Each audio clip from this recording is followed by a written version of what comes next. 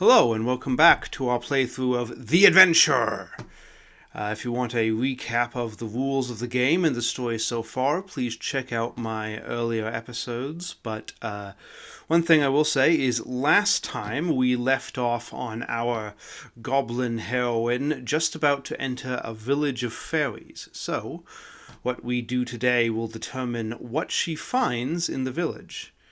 Today we are drawing the next event card. Probably going to be the penultimate one. I'm thinking we'll do one more after this and then have her arrive at our destination. But without any further to-do, let's get to drawing. Dun dun dun dun dun. Our event this week is a natural disaster. Interesting. Doesn't exactly correspond to entering a village, but maybe I can make this work. Let's see what the theme is. Our theme of the week is dun dun dun dun dun. 3 of Cups upright, which, according to my sources, signifies friendship, community, gathering, celebration, group events, and social events. Well, that is thematically very not really appropriate to a natural disaster. So, okay, I'm going to have to think about this one a bit. Yeah, okay, well, let's see what I come up with.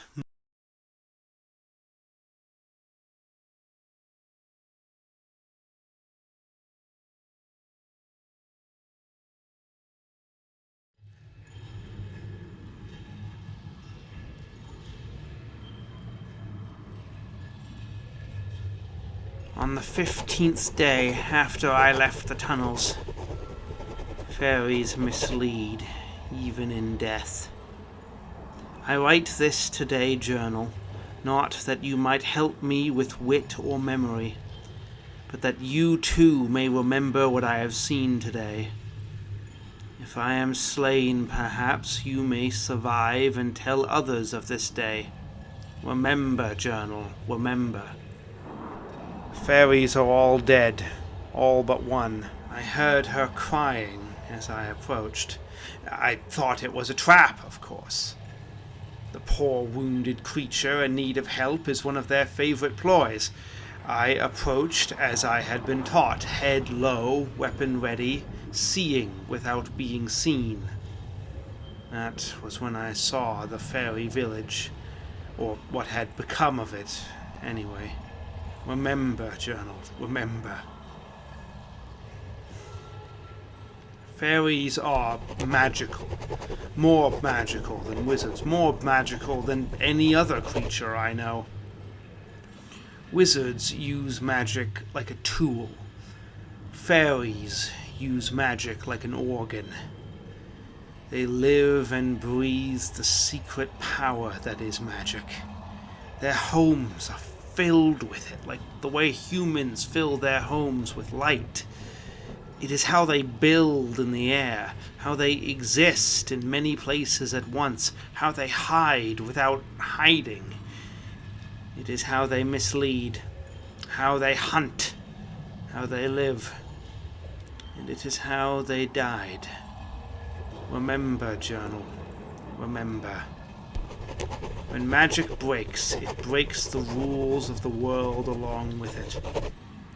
I had heard stories of goblins attempting human spells and turning themselves inside out, but I had only ever half believed them.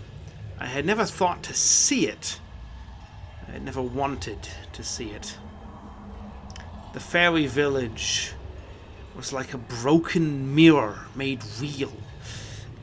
It was not the things that were broken, but the spaces they were in. Floating homes in 3 pieces at 3 different angles in one space. A single room copied and scattered across a dozen spaces. Water that falls upwards and sideways in a way that shouldn't be. tiny paths that looped impossibly backwards on themselves or extended outwards forever. It hurt my mind to look at it. The reality that shouldn't be real. This is how I knew it was not a trick or trap. Fairy illusions look truer than true. They look exactly the way you'd expect the real thing to look, for they are drawn from your mind. This, my mind wanted to believe was an illusion, for it wants it not to be real. But it was real. Remember, journal, remember. I have spoken of the houses, of the paths, and the waterfall. But all these things were also true of the people. I have said they were dead. Better for them that they were dead than to have their space of your body broken and twisted around you.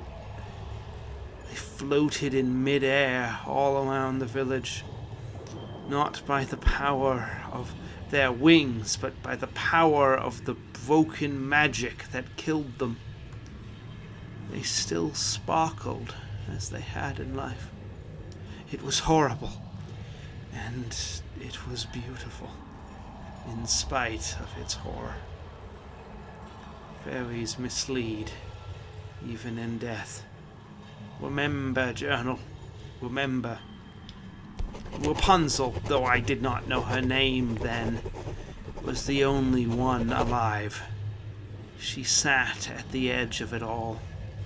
Fairies never sit on the dirt if they can help it, but she clawed at it in the way of heartbreak.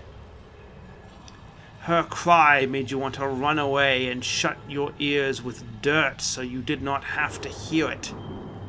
It was not a trap to entice. I approached without my knife. She did not fight. She needed someone, anyone, even a stranger. I held her for a long time before she could speak. She asked without any anger if I would eat her. I said no, and asked what had happened. She did not speak, but pointed to the broken stone. It was a piece of human magic. That scared me at first. I thought they were coming. I thought it was an attack, but no. It was a broken thing that had flown far, likely in one of their explosions. I do not know the ways of magic, but I guess some part of the human magic had reacted to some part of the fairy magic. Like two alchemy potions that shouldn't be combined. They had destroyed a whole village without even knowing they had done it. Remember, journal, remember. I had always thought of fairies as powerful, beguiling, and clever. I never thought their world could be so fragile. Perhaps because of that, they have to be all those other things. Remember, journal, remember. Rapunzel agreed to come with me on my journey and said she knew the way. I once said to you, journal, that I might burn you when we get to the great temple of the Lady of the Moon. But now I need you to remember what I have seen. But I also cannot let you betray me. I shall have to think on this. Perhaps I shall ask Rapunzel.